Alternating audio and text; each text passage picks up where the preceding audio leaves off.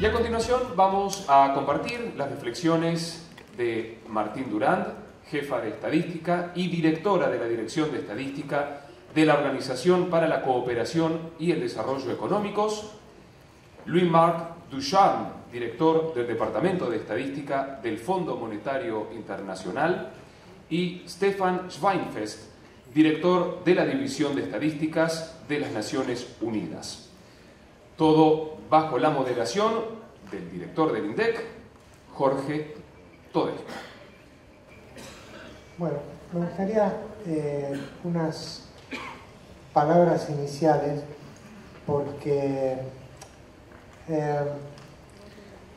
quienes están en este panel, que como dijo el locutor, son los directores de Estadística de Naciones Unidas, el Fondo Monetario y la OCDE,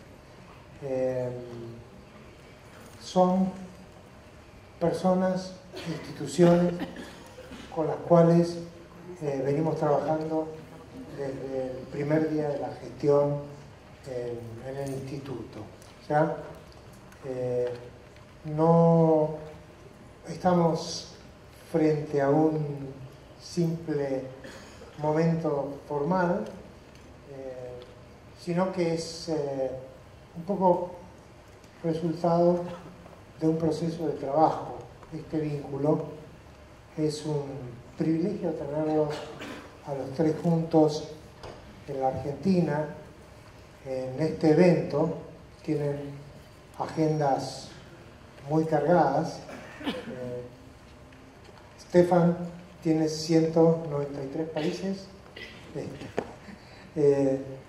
Martine tiene 35 países.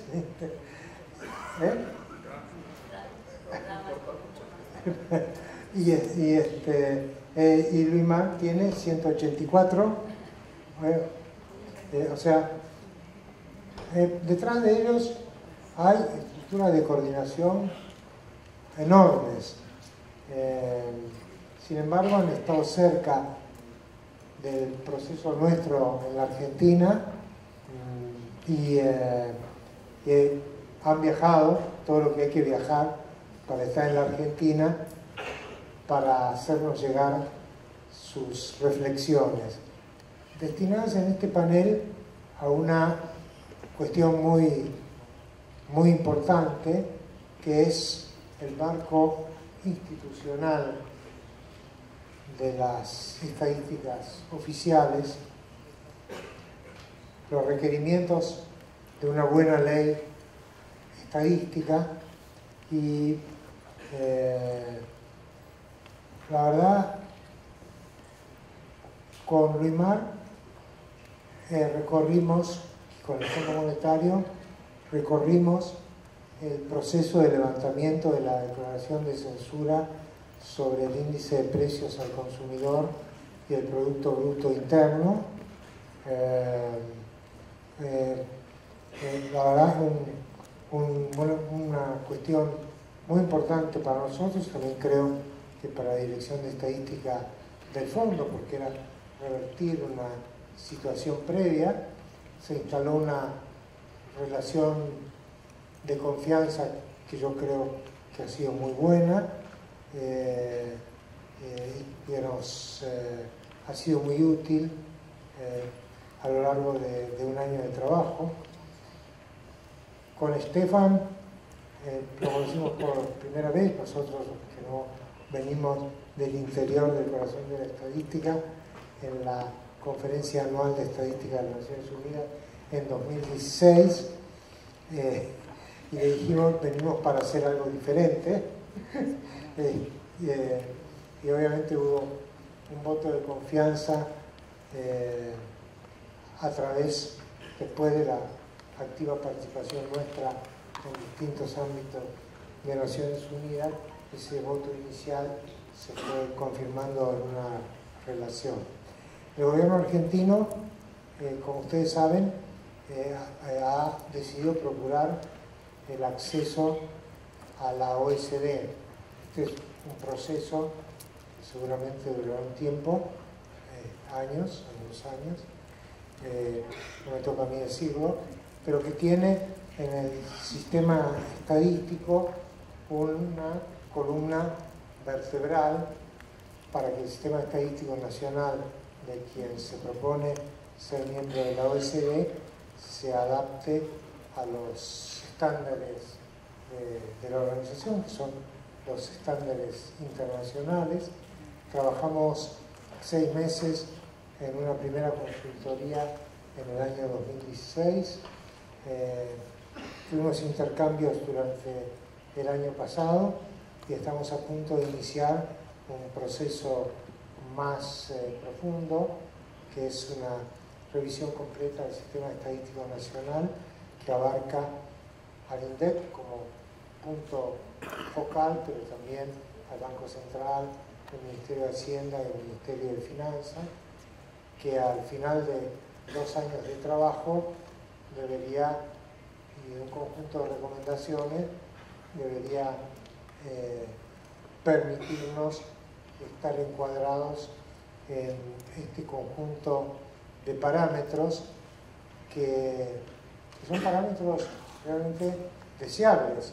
No es que lo estamos haciendo para ingresar a la OCDE, lo estamos haciendo para tener mejor información pública y estamos buscando un punto de referencia calificado, reconocido internacionalmente. Lo ha buscado la Argentina, lo abraza el INDEC, porque es algo muy importante en el camino de salida de esta crisis que ha tenido el Instituto y de construcción de esto que yo llamo el INDEC del siglo XXI. Así que me voy a permitir darle la palabra en primer lugar a Stefan Schweinfest. Así que, Stefan, todo tuyo.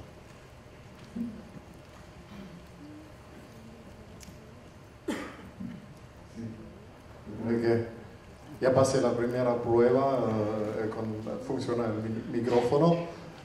Muy buenos días, es verdaderamente un gran honor y un gran placer estar aquí con ustedes y les agradezco la calurosa bienvenida que he sentido desde el momento que llegué aquí con la familia del INDEC. Y lo primero que quiero hacer es felicitar a todos los, ¿cómo se dice?, indequistas, indequeños, porque es su cumpleaños de todos los que trabajan bajo el liderazgo de Jorge, obviamente, y estoy muy contento de celebrar este evento con ustedes.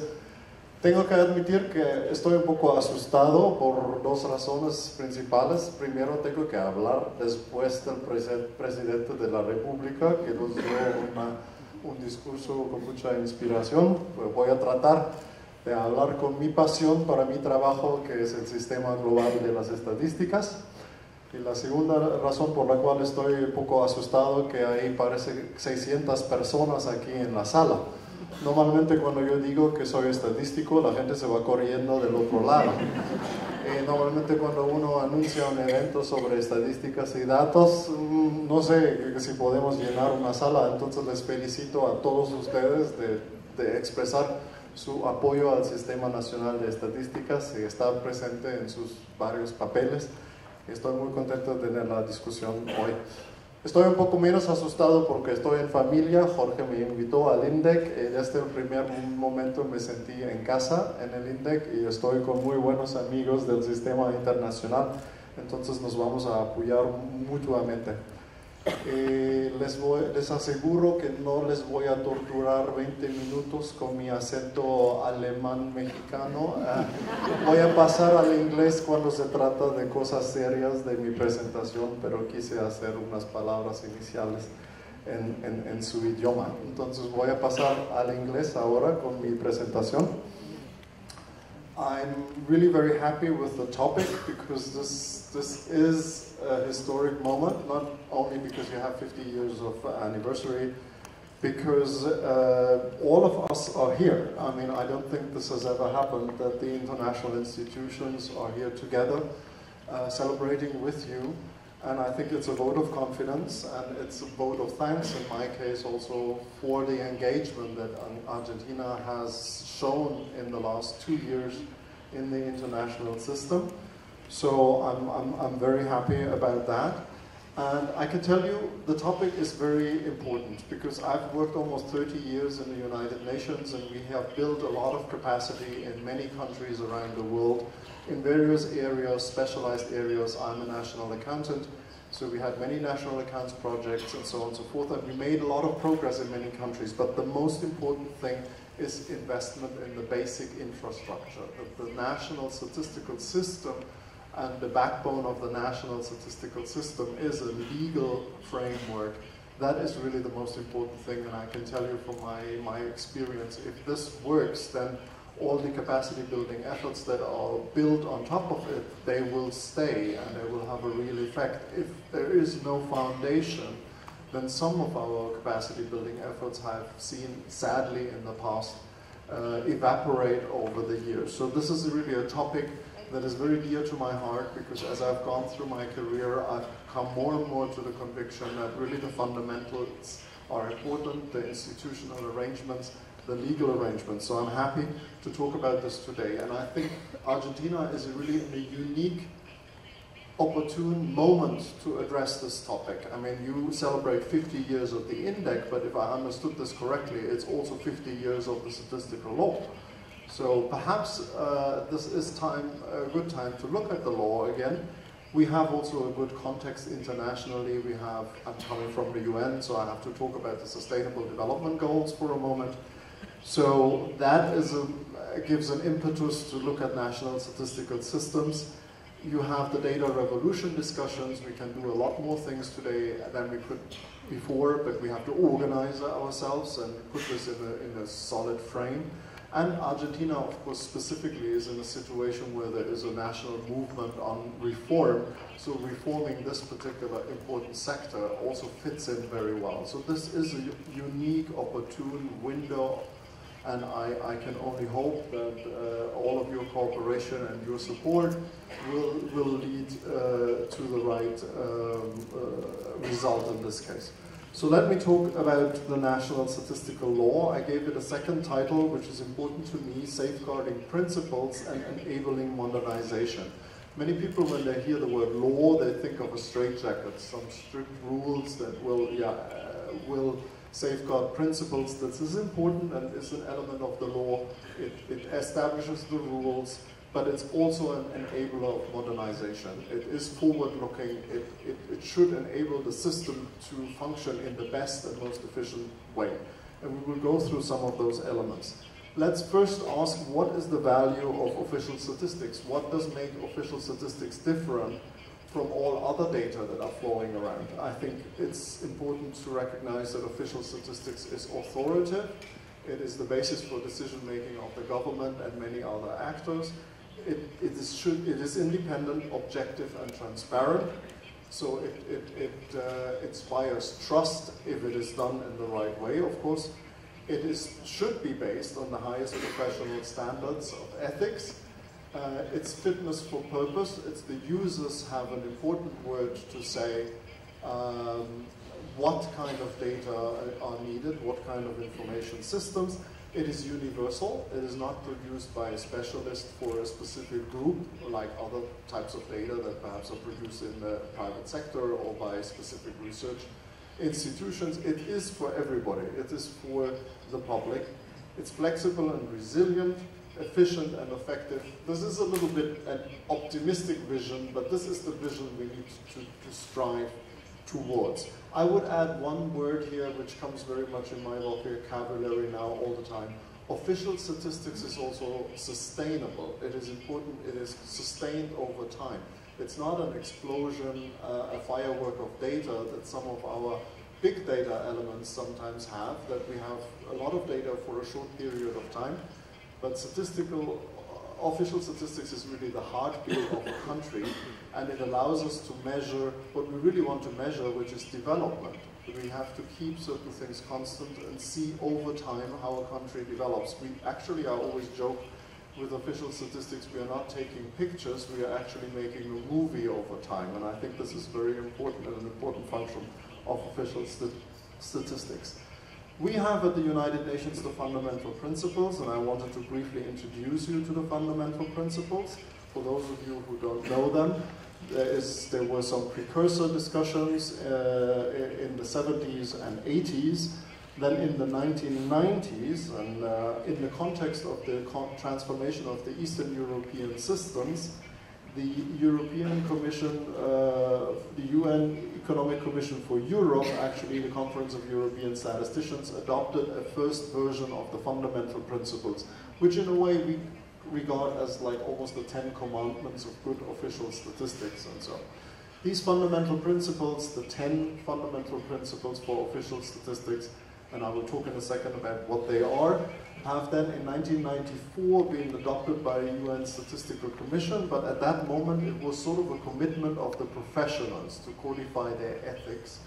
But it was quickly realized that ultimately that was not going to be enough, because this is not only a commitment of national statisticians, it has to be a commitment of politicians too. What is our notion of good, proper, solid official statistics? And that's why it took 20 years, but in 2014, the fundamental principles of official statistics were actually adopted by the UN General Assembly at the highest political level. This is now a commitment of governments to honor these principles. In between, you see there's a reference, there were regional elaborations, and I will talk briefly at one point of the Code of Good Practice in the context of Latin America. So what are these fundamental principles? Here we have a listing. This is many of the elements that I had on my first slide already. Impartiality, relevance. This is sort of the vision of what we understand for good statistics. Professional independence, and I need to emphasize the word professional independence. Independence of the statistical systems does never mean it's full independence, that we are existing on some kind of different planet. No. Statistical systems is always, and the statistical office is always anchored in the public service. There is a budget for it, and there is a determination of the use from the user side.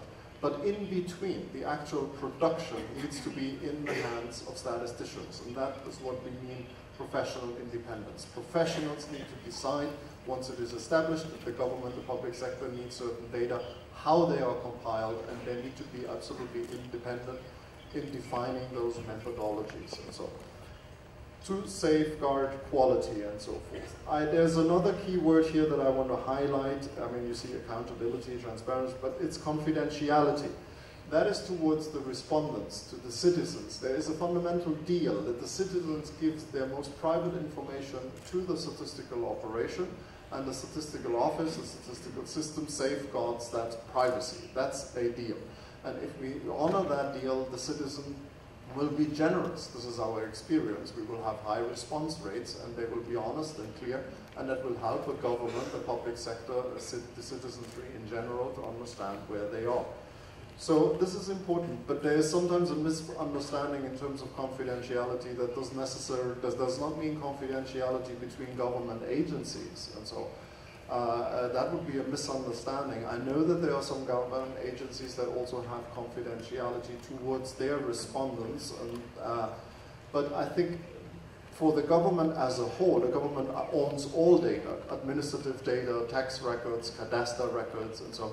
The statistical organization in an ideal system needs to have access to this for statistical purposes and are safeguarding the confidentiality of all in order to produce the best synthetic integrated analysis for a country. That is our understanding of this. Let me go to the next slide. There have been, as I said, further elaborations of the fundamental principles, and one example is the Code of Practice, which goes a little bit further in terms of operationalizing the principles. It talks about resources, quality, commitment, and cost effectiveness. If you're interested in this, you find all of this on our website. Now, one important thing that happened after the 10 commandments were adopted, then the question was, how do we actually implement this now? How does this not just stay on the shelf and is a nice declaration of what we want to do? Now, and one way to do that is to introduce the fundamental principles into national law. So in many countries, actually, the fundamental principles have become the inspirational backbone for statistical legislation. And that leads me to my main topic, a national statistical law. Now, there are different laws around the world. Of course, countries have very different circumstances, and they need to take account whether a country is a centralized country or a federal state or so. But there are certain principles that are the same. And the law, a good law, as we recommended, has the following provisions. It defines what is the national statistical systems, and it specifies what is the role of the National Statistical Office, the role of the chief statistician. It talks about a statistical council or some kind of architecture that will advise and support the statistical system, and it has other mechanisms of coordination and instruments and other important provisions. And I will go through that one by one with my following slides. Not so easy to have a microphone and a clicker. So what is the delineation of the national statistical system? It's all producers of statistics that comply with the provisions of the law and the principles, which is of course mainly the National Statistical Office as the main producer, but also all other official producers of statistics, mostly line ministries. But the statistical law also talks about other important stakeholders. What is the role of users? What is the role of the citizens who respond and give the information? What are their rights? What is the role of national and local authorities? And what is the role of a statistical council? So these are all partners of the national statistical system, and the law should specify and address all of these issues. Let's have a quick look at the National Statistical Office. It's usually the main producer of official statistics. It needs to be, as I explained earlier, a professionally independent body. This is when I observe around the world with 193 countries when it functions well and serves the country and the citizens, the governments best. It coordinates the activities across the national statistical system. So I'm making a distinction between National Statistical Office and National Statistical System.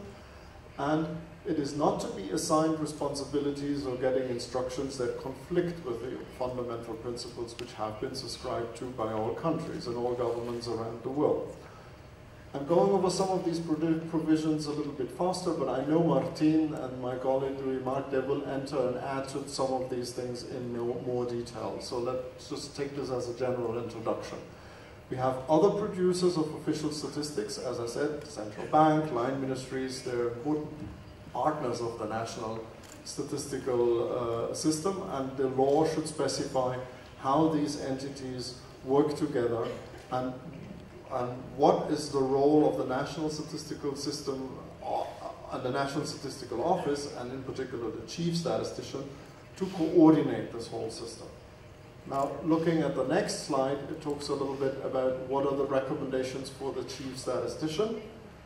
The chief statistician is the highest statistical authority and the executive manager of the National Statistical Office. That is mostly the case in many countries, but beyond that, he's also the one who is keeping the national statistical system together, and he monitors the compliance and the quality of all producers of official statistics under the provisions of the law and the principles. So this is the ideal situation, and we have quite a number of countries where this is functioning as well. This chief statistician is the main coordinator, submits to the government a proposal for a statistical program, provides guidance. This is not a one-way street from the National Statistical Offices to all other providers, but National Statistical Office has to provide support also. It sort of implements common standards and the common statistical language in the system, but it also has the responsibility of providing support to other partners of the National Statistical System. So I here talk about classifications and standards. And I think one other important function of the chief statistician is that he or she represents the system outside, internationally.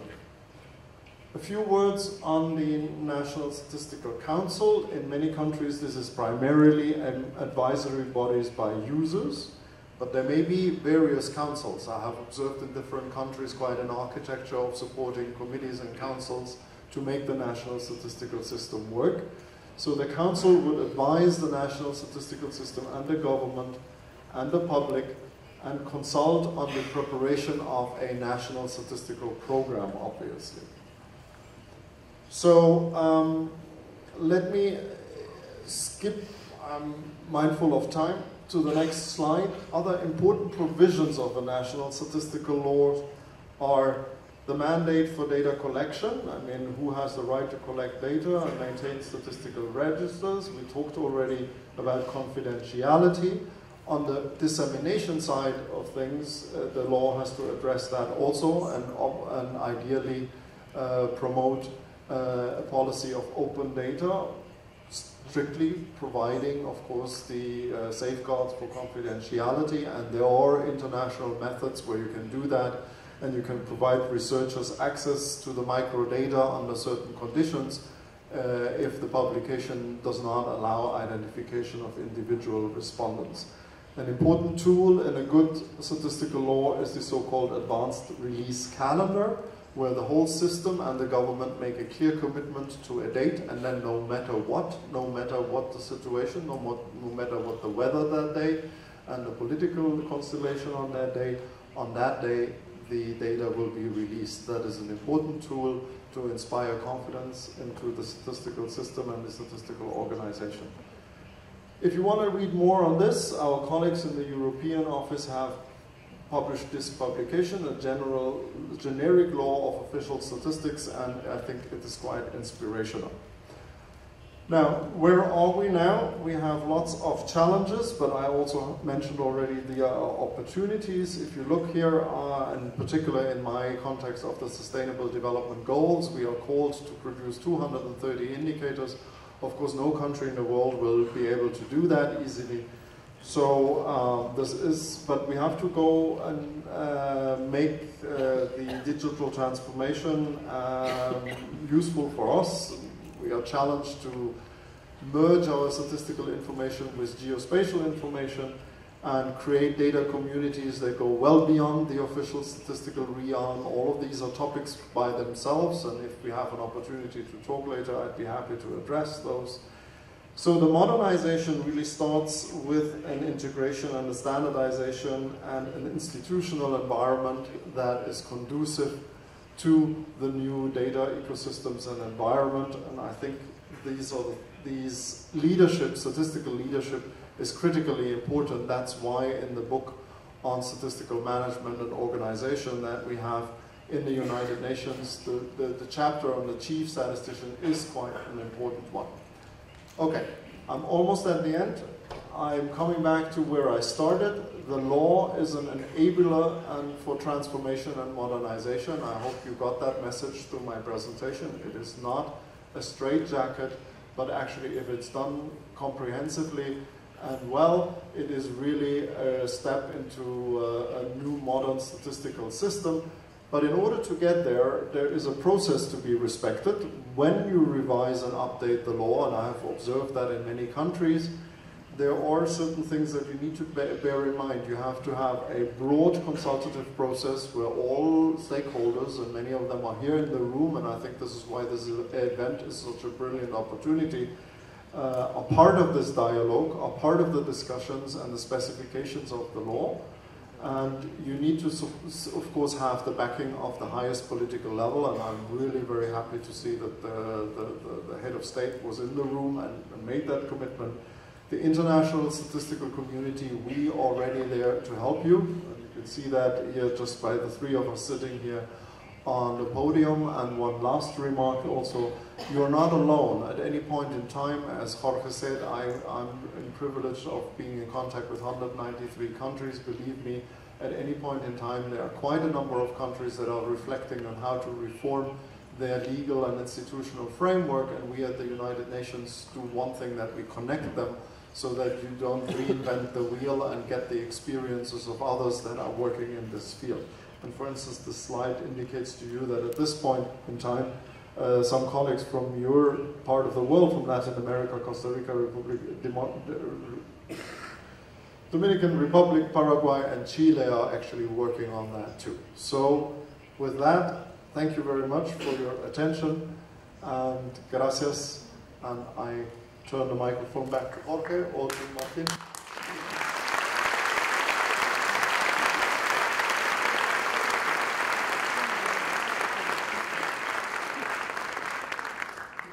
Muchas gracias, Stefan. Le damos la palabra y el micrófono y todos los elementos a Martine para poder escuchar sus reflexiones. Gracias. Muchas gracias, Jorge. Es un placer estar en Buenos Aires y ya se acaba mi español. Puedo continuar en francés, pero no sé cuántos van a entenderme, entonces voy a hablar en inglés.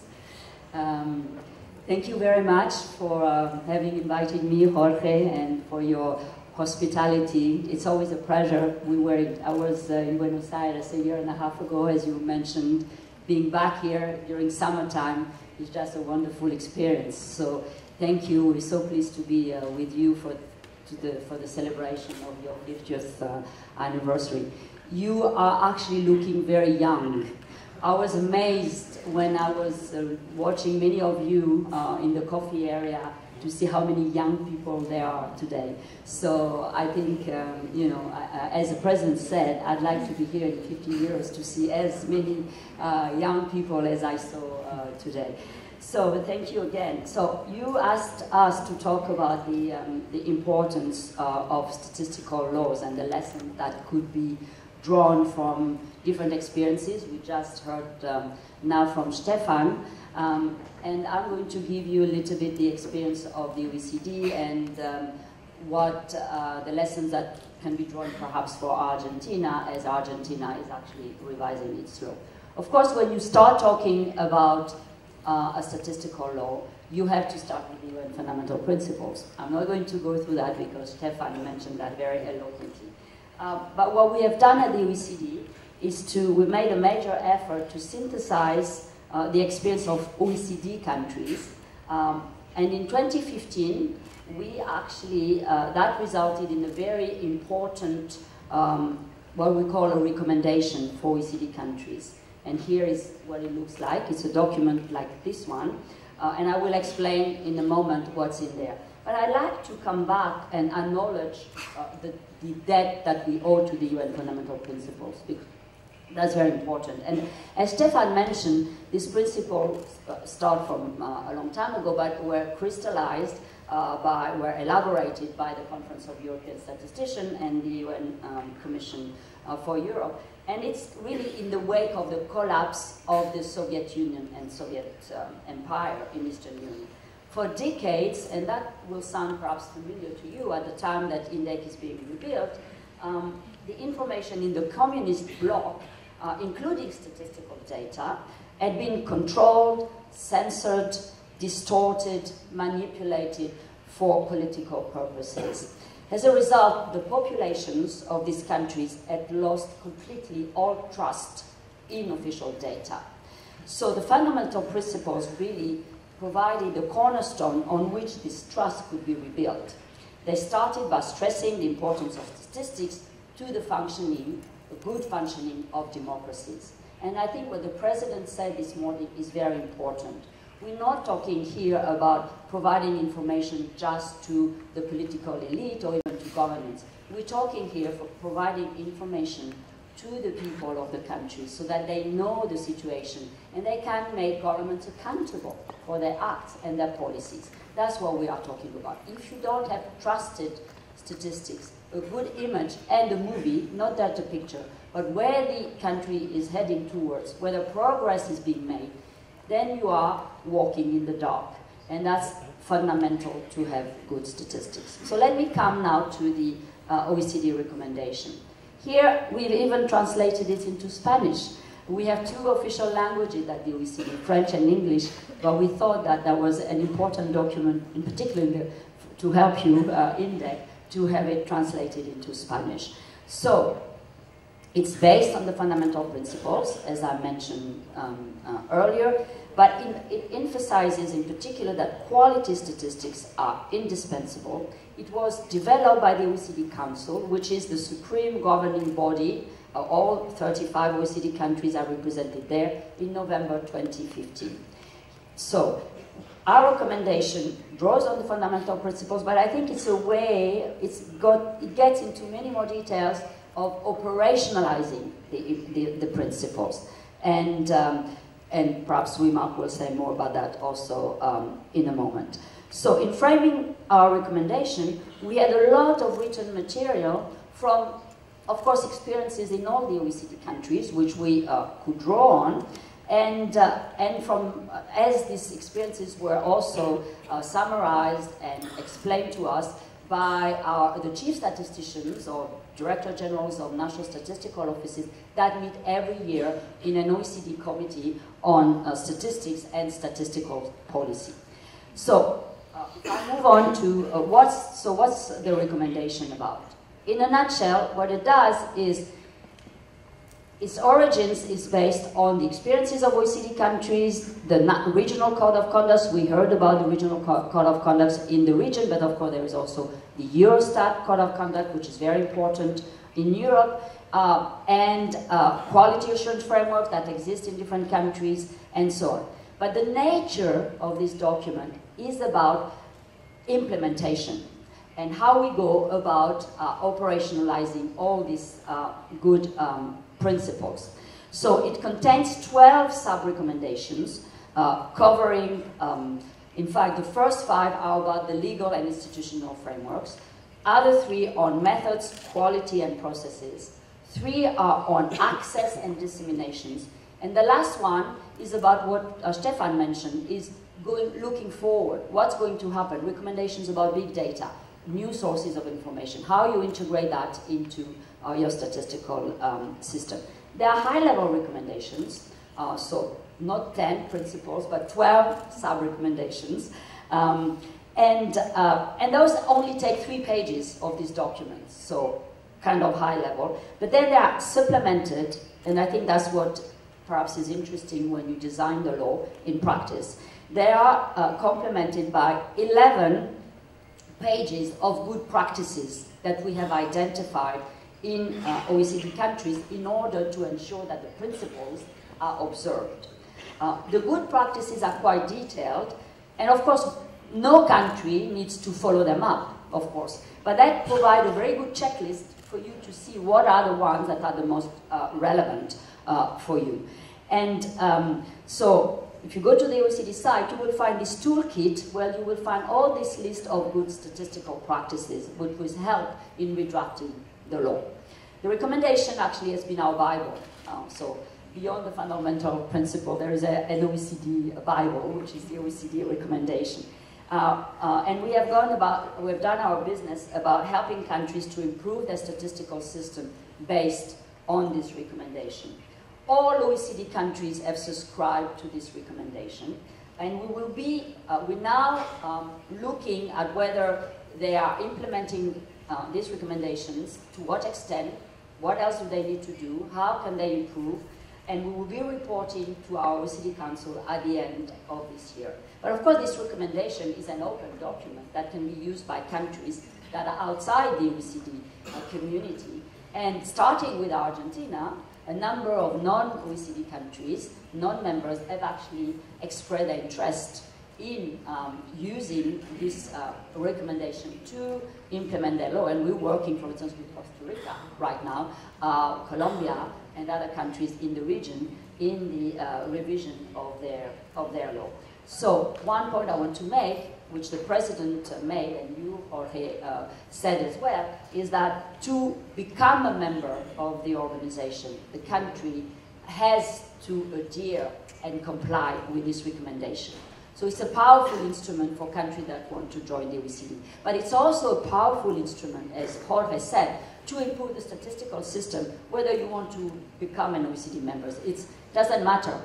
If you want to really have a guide to implement these principles and how to go about looking at best practices around the world, just look at this. Whether you want to become a member or not, that's not the most important in the end. The adherence to the accession to the OECD is a political decision.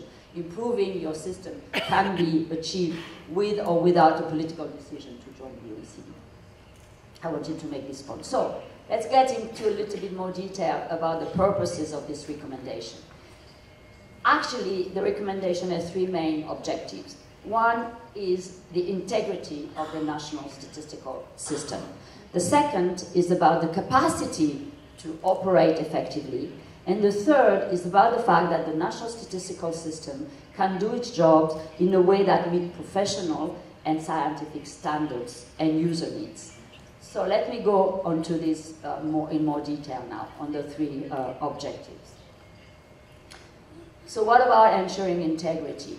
Here we identify a number of measures to improve or ensure integrity. And in fact, this is cross-cutting. That must inform the law, every part of the statistical law. The law must set out the organization of the national statistical system, starting with the legal status. This is the first line here, a clear statistical law setting out the structure of the NSS. That's what Stefan already mentioned, which means that it has to explain the organization of the national statistical offices and how other agencies involved relate to it, like the central bank, the Ministry of Finance, and so on. In any democratic society, as you said, Stefan, the organizational setup must establish the professional independence of the statistical function. That's absolutely essential. If the public is to trust official data, it is absolutely vital that the law protect statisticians from all forms of political interference. Of course, the statistical functions, as Stefan said, remains a function of government, paid for by taxpayers, and so national statistical offices and statisticians must be answerable to citizens through the government for their actions. So the government has a right to demand some information, it needs to make its decision. So the law actually must strike a right and delicate balance between the democratic accountability, so you have to respond to the government and supply the information that is needed, and independence. It's a delicate balance, as I said. So how to strike this balance? The first precaution is for the law to guarantee explicitly the political independence. And that's what the OECD recommendation advises. In practice, this can even be followed up by applying sanctions to everyone who is trying to exert pressures to have statistics changed, delayed, or suppressed. So this means that, to some extent, the statistical staff, statisticians, have to be protected as much as possible from political pressure. Well, you may say, well, of course, this is better said than done. This risk can actually never be eliminated. But actually, there are many measures that can be implemented to ensure that this is the case. And the first of this is to specifically specify what the head of the national statistical, this responsibility of the head of the national statistical offices. And then we can go into more detail, like the fact that the head of the NSO must be selected solely on professional competence, that he has also should be appointed for a lengthy fixed term period that goes beyond the political cycle, which would be, good, so that it disconnects the terms of the mandate of the head of the national statistical system from the political election cycle, for instance. What else to ensure integrity? We also recommend that it would be good that the head of the NSO should not stand alone, and he or she could be accompanied by professional advice of the highest caliber in the form of a governing or advisory body that can help infuse some ideas and checks on the NSO. Obligations to respect confidentiality and privacy information, very important, because respondents must be able to rely on statistical secrecy, confidentiality, protection of their data privacy, and the law should set up penalties for breaching these principles. Integrity also requires controls on how the information is presented, released. Press releases by national statistical offices should be objective and non-political in tone. They should also be published according to an advanced calendar of releases, and so on. So all this is part of the advice and the good practice in the recommendation and should be part of the law. The second big principle that objective that I mentioned is, of course, fostering capacity. You need to have, the law should mention that capacity starts with human and financial resources. An adequate budget, competent staff are very important, and the law should facilitate this. Though always remembering that those allocations remain a matter of priorities. If the budget is cut because of political decision that budget in all the administration should be reduced, then the budget of the National Statistical Office could also be reduced. But who decides on what should be done should remain the responsibility of the head of the national, should have sufficient autonomy to make those decisions. So flexibility in use of resources, have an annual or multi-annual planning, and also very important, the fact that to ensure capacity, the National Statistical Offices has access to all the administrative data that are produced by the ministries and other producers of data, not necessarily for statistics, but can be used for statistical purposes, such as tax records and other health records, administrative records. Because the greater use of administrative records, for one, would result in less costly operation as well. Let me just now move on to the last objective, which is promoting quality. The law should, of course, have a lot of things on quality. The key measures to ensure quality, perhaps, is to ensure that you have the right methods.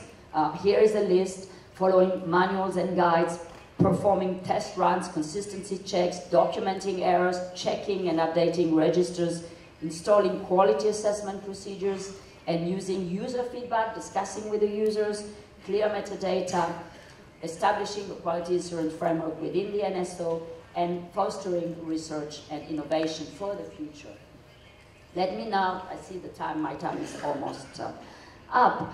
I think that moving forward, and that's what Stefan mentioned, I think this, we have to invest in new tech, harness the new IT and data revolutions, and that is also part of the last recommendation that we have in the OECD document, which is that national statistical offices and the law should also provide the capacity to invest in these new possibilities to improve the quality of data.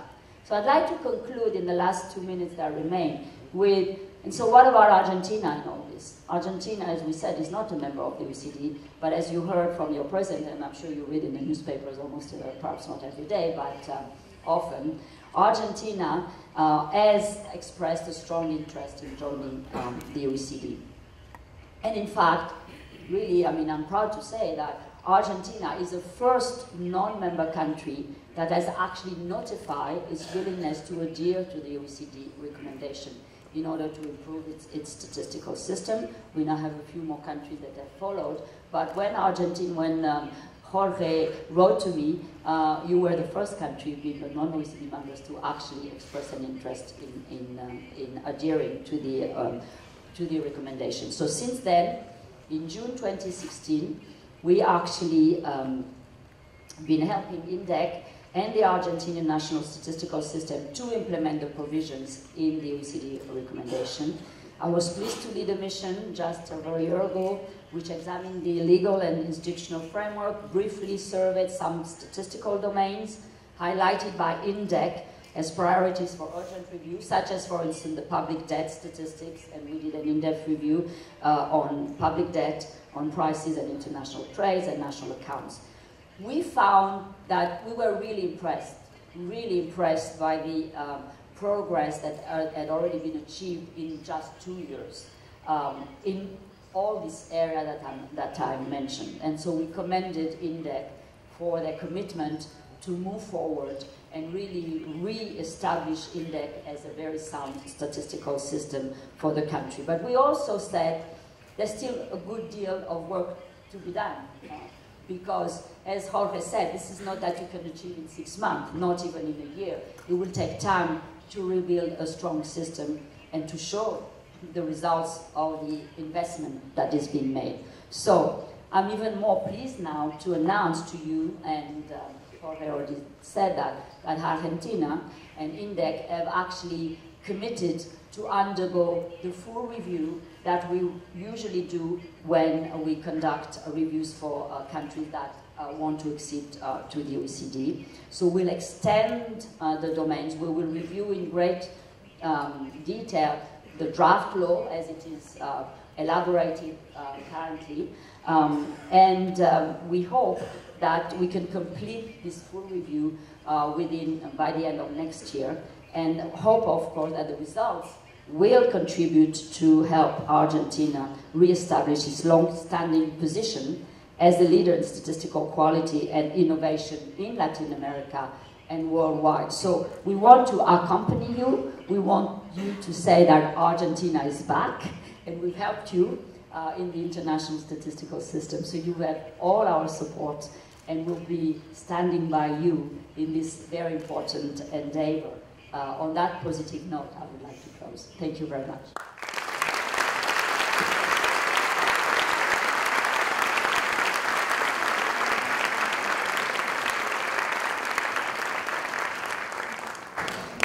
Muchas gracias, Martine.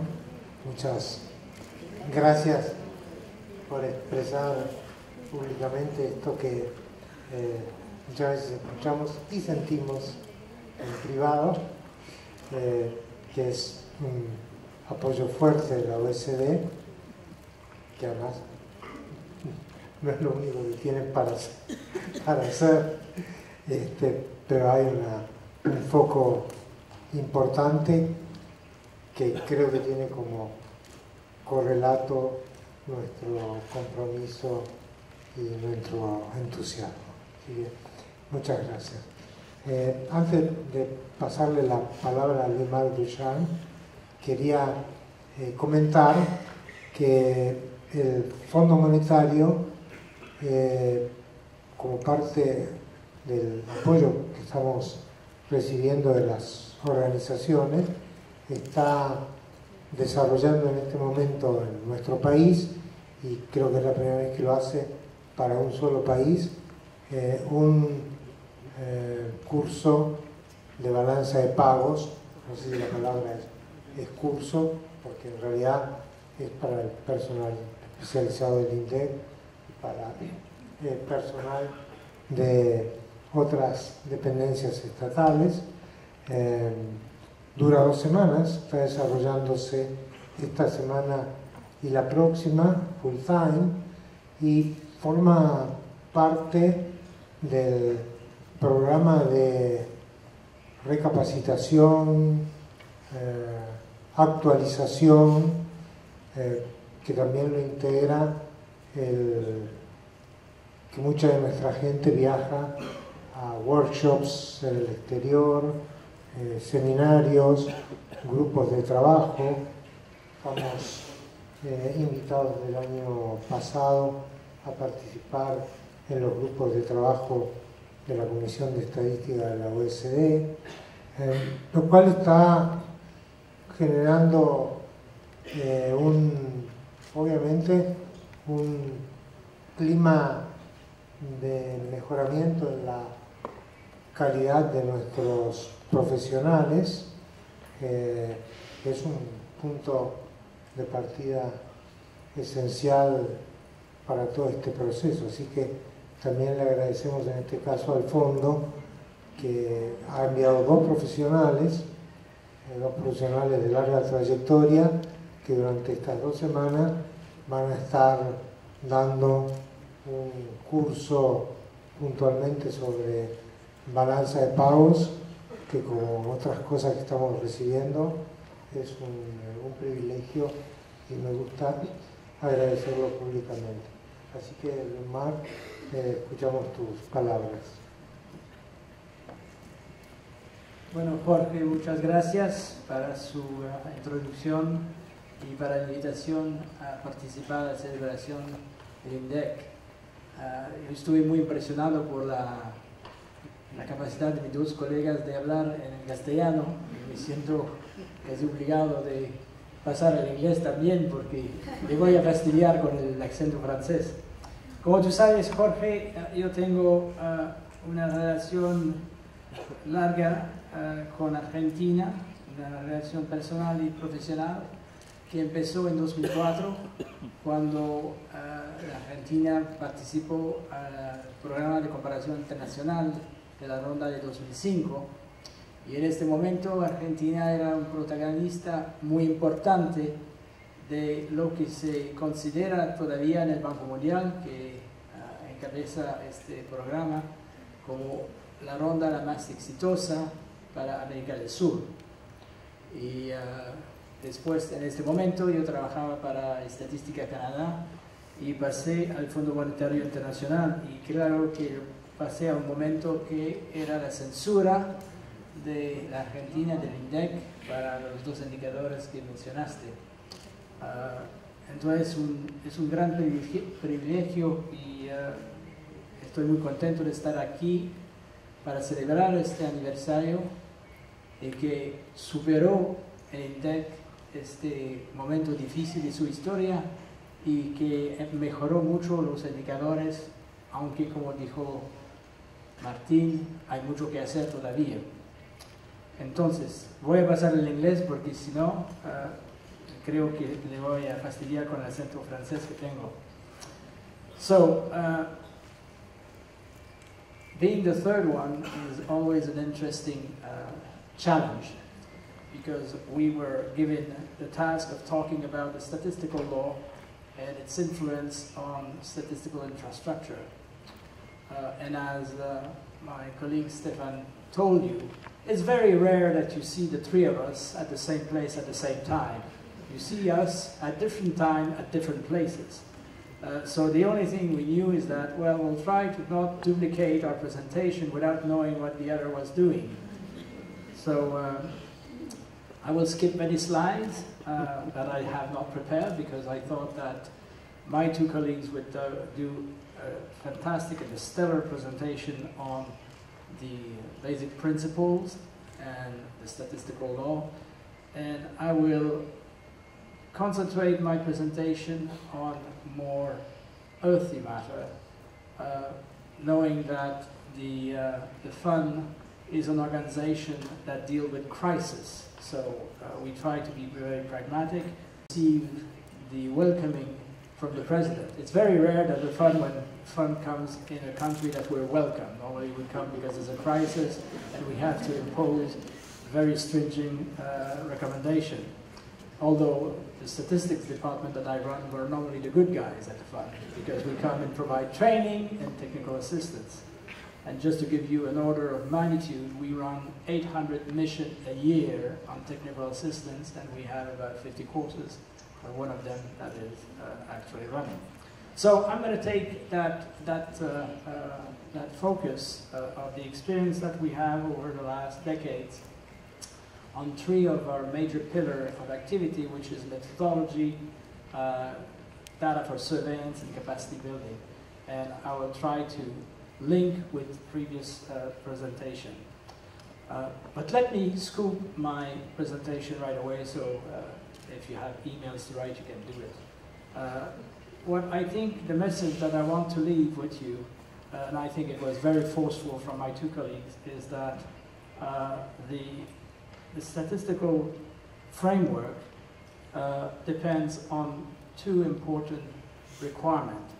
One is hardwire requirement, which I call hardwire requirement, which is the institutional rule and the legal arrangement, and what my two colleagues have described very eloquently. But there is also software requirement, and I'm going to try to insist on that latter part, because the first one was well covered. And that has to do with the day-to-day coordination and cooperation that you have to produce high quality and reliable data. And that was also alluded in the presentation of my colleague. So basically what I'm going to be doing is tell you, let's see if I can deal with this. Yes. So I will talk about four things. Official statistics are essential public services. If you have not been convinced yet, we can redo our presentation again. No problem, we have all the time that we need to do that. Then I want to talk about something which has been raised in the previous presentation, which is linked with quality. And a lot of the issue that INDEC had in the past were related to quality. So I'll tell you a bit about our data quality assessment framework, but there's others that exist at the OECD, at the United Nations, and the National Statistical Agency. Then I'll come to my theme, my scoop, that effective inter-agency coordination and collaboration is important, and I'll tell you, and I'll finish by the user, which is, in the end, the criteria and the reason why we're in this business. We are providing data for policymakers. So, you're right, Stefan, it's challenging to have the microphone. Okay. So, as you know, and I have to repeat this after you heard it from my colleagues, our fundamental role is to produce regular, timely, impartial, and high-quality statistics information so that policymaker and civil society can make informed decision. They can participate in public debate, a social debate, and they can do research on thematics that are important for the country. And that's why we're in this business. And we want to ensure that this is done in a manner that use standards and methodology that are replicable and that are measurable. And that's where the information that Martine mentioned is so important.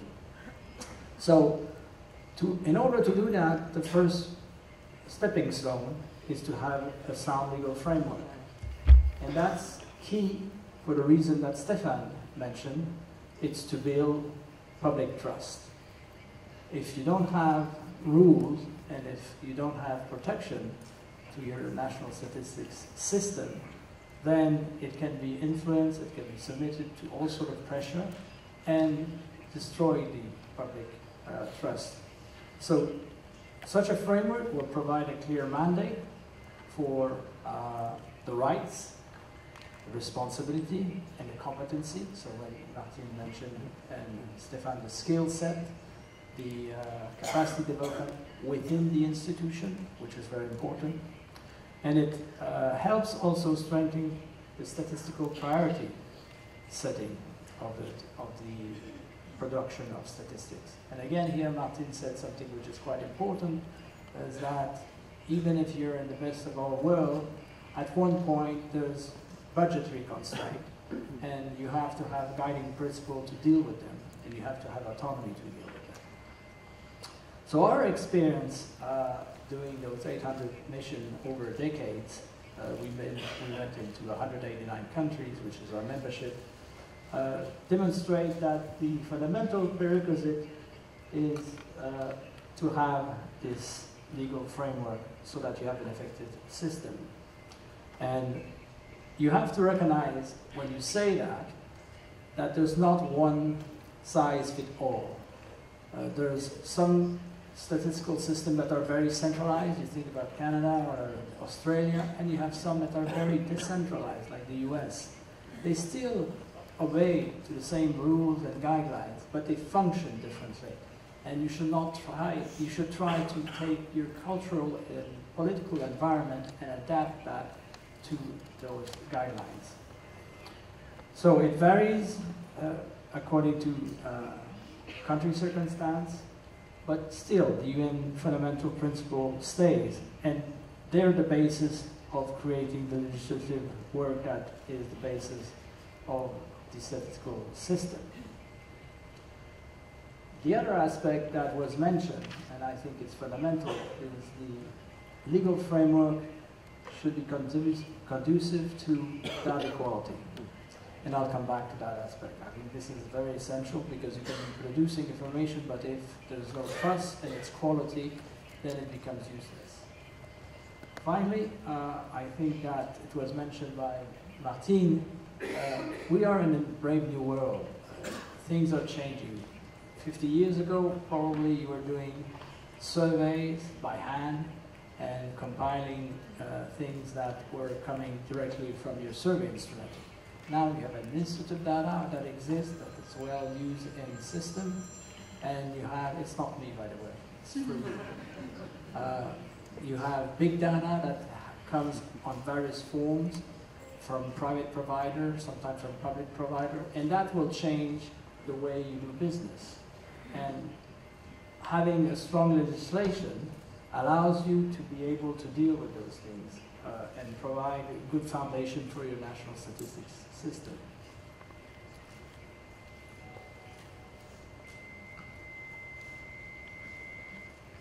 So let me now turn to one aspect that my colleague have mentioned, but I want to develop a bit on it, not to repeat what they said. It's on data quality. And I'll describe you the data quality assessment framework that we have in the fund. And the object of this is to identify key features of good governance in the production cycle of statistics. And the production cycle is the collection, the processing of the data, the analysis, and its dissemination. And this, we found that in countries with very robust and institutional framework, as I described before, help the statistical production to perform better in terms of quality. Because in the end, we want to produce good information about high quality.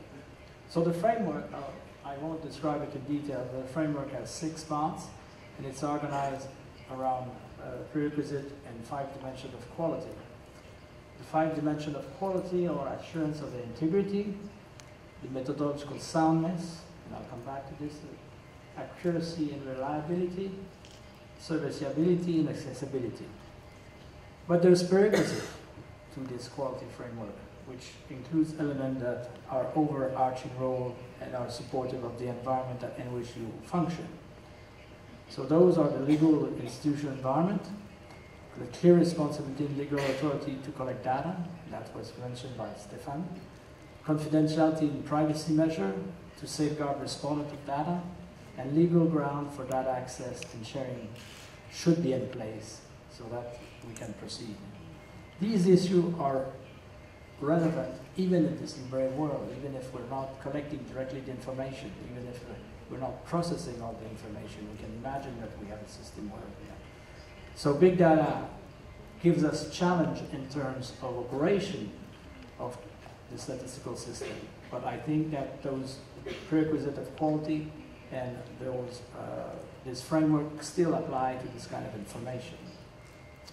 So this leads me to another point, which is the interagency coordination and collaboration.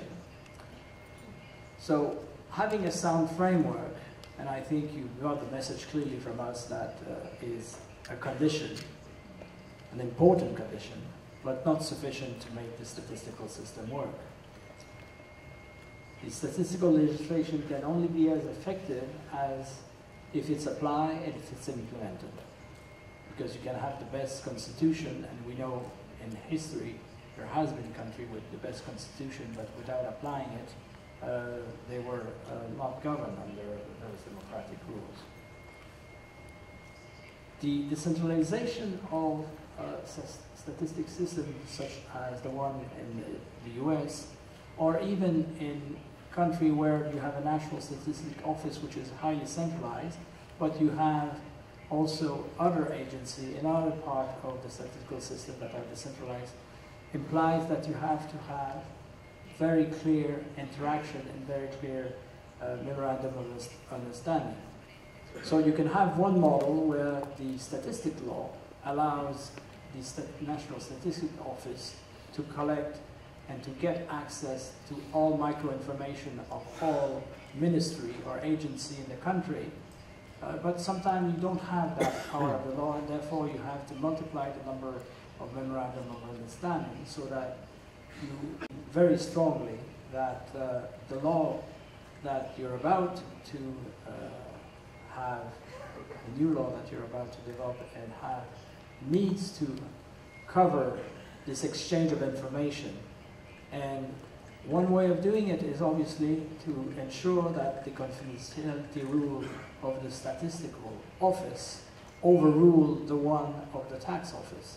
You don't want the other way around, because otherwise you would lose trust of your people. If they think that for a moment, every time they provide information to the tax office, or they provide information to the National Statistics Office, it goes to the tax office. So this has to be well designed. Compiling certain statistics are becoming more complicated. As Jorge mentioned, we are here for the first workshop of the Data Gap Initiative of this year on 2 recommendations on residential property price and commercial property prices. And this initiative demands balance sheet approach and sectoral account, and that involves the use of data that are collected by other agencies. So that's why this is very important that you have good procedure, good memorandum of understanding between the various actors that exist in your country that are collecting information.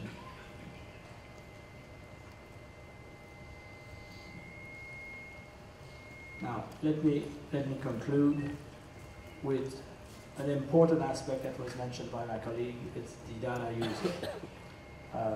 We're producing data of high quality, but they have to be fit for use. And in that sense, the data quality assessment framework is one way of ensuring that the quality of the data produced is correct.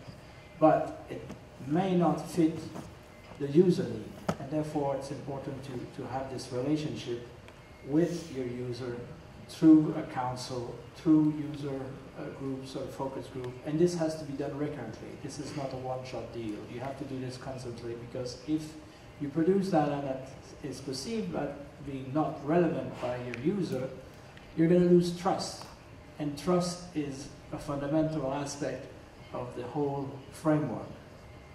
Now, as you probably know, it was said by my colleague many times that you have to have some measure to monitor what the statistical office is doing, in particular the advanced release calendar. So in the mid-90s, 96, there was 2 important crises. There was the Mexican crisis and there was the Asian crisis. And there was a call by the international community to ensure that data are provided and are accessible by user in a very recurrent manner. So the fund developed data standard. The first one was a special data dissemination standard, which required, it was a voluntary exercise, but with a lot of some pressure. There's about 60 countries that have adhered to that standard. And when you adhere to the standard, you're locked in. You're obliged to continue. And that standard forced the country to have an advanced release calendar. Martine mentioned many times that Argentina was a leading country, and in fact, in '96 was one of the first countries to adhere to that standard. And that standard covers data coverage, frequency, timeliness.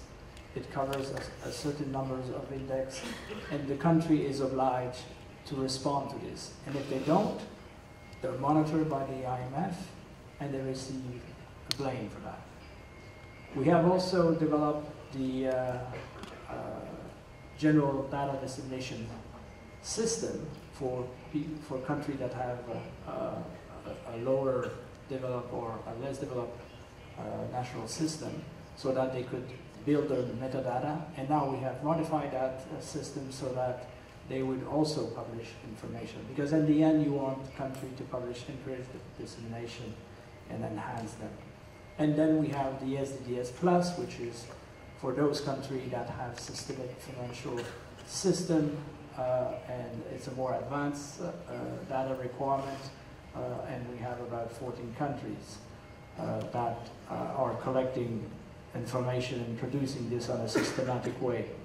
And this is a complementary mechanism for international agency and national agency to ensure that there's some rigor, the national system follows the requirements that are in effect through methodology and to effective publication of data. In conclusion, I would like to mention once again, Jorge, that the INDEC has been leading in adopting the SDDS in '96. It's fully engaged on adhering to the recommendation of the Data Gap Initiative, which is an initiative that was created after the financial crisis, and its most recent accomplishment was the dissemination of the quarterly international investment position and participating in the coordinated direct investment survey. So I think you can be quite proud of that. Looking at the 600 people sitting here, I think you have a wealth of knowledge and enthusiasm that just make me believe that in 50 years you're going to have even a greater party. So thank you very much.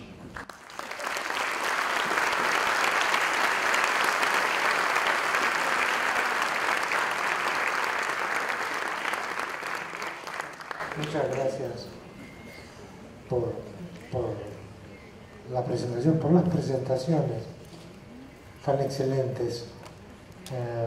Voy a hacer una reflexión final. En nuestro sistema federal de gobierno,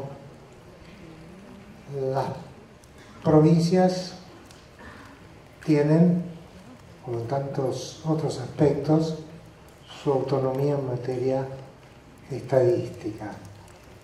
El instituto, el INDEC, es responsable por las estadísticas oficiales nacionales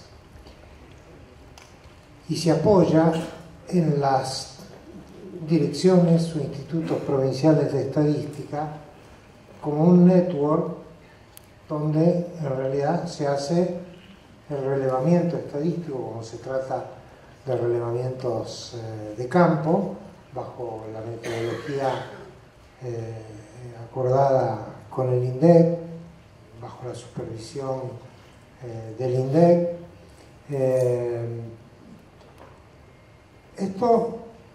Así es nuestro sistema. Esto es un acuerdo voluntario entre la nación y las provincias. Firmamos todos los años unos acuerdos marco con las 24 provincias y acuerdos por cada una de los operativos estadísticos específicos que existen. Enviamos recursos a las provincias, los acuerdos tienen condiciones mutuas. Es nuestro sistema. Hay varios directores provinciales de estadística aquí, creo, o directores de institutos, pero no es un sistema que podamos decir hoy que funciona homogéneamente en cuanto a los principios y en cuanto a la calidad. Es un trabajo que tenemos por delante, resolver estas cuestiones. Digo esto porque es muy importante que estos principios no sean solo los principios que el INDEC, y no está en la responsabilidad de ustedes, sino en la nuestra, que el INDEC o la nación adopta, sino los que las provincias también adoptan, y que los adopten no solo para el tramo de la elaboración de estadísticas oficiales nacionales en los que se vinculan con nosotros, sino para la elaboración de sus propias estadísticas provinciales. Es eso lo que, en todo caso, nos va a llevar de manera integral a un sistema nacional de alta calidad. Por eso es particularmente importante que estos mensajes sean mensajes que podamos también impulsar a lo largo y ancho del país, porque necesitamos que las provincias, los gobiernos provinciales, los adopten. Tenemos una buena noticia. Hace pocos días, la legislatura de la provincia de Buenos Aires, por iniciativa del Poder Ejecutivo de la provincia de Buenos Aires, aprobó una ley estadística para la provincia de Buenos Aires, y esa ley estadística incorpora estos principios. Los incorpora para todo, para sus propias estadísticas provinciales y obviamente para la relación con el INDEC a nivel nacional. Tenemos que tratar de que esto ocurra en todas las provincias, para que, respetando nuestro sistema político federal, al mismo tiempo logremos homogeneidad y alta calidad y confiabilidad de manera generalizada. Una contribución en ese sentido es que estamos instalando 6 delegaciones regionales del INDEC en cada una de las regiones estadísticas que la Argentina tiene predefinidas. Es un proceso que probablemente nos podamos culminar este año. Ya hemos nombrado delegados regionales en la región noroeste y en la región noreste. Van a ser pequeñas oficinas que no suplantan a las direcciones provinciales o institutos provinciales de estadística, sino que procuran llevar este mensaje y estos acuerdos que tenemos con las provincias con un seguimiento más próximo y con una tarea de difusión y coordinación más intensa, porque vamos a tener un buen sistema estadístico nacional si tenemos una homogeneidad en los principios, una homogeneidad en los métodos, una homogeneidad en los procedimientos, que hoy no podemos decir que las tengamos. Tenemos situaciones heterogéneas y ese es un ángulo sobre el cual tenemos que trabajar. Esto no termina en el INDEC, sino que podríamos decir que empieza en el INDEC. Muchas gracias por esta magnífica presentación.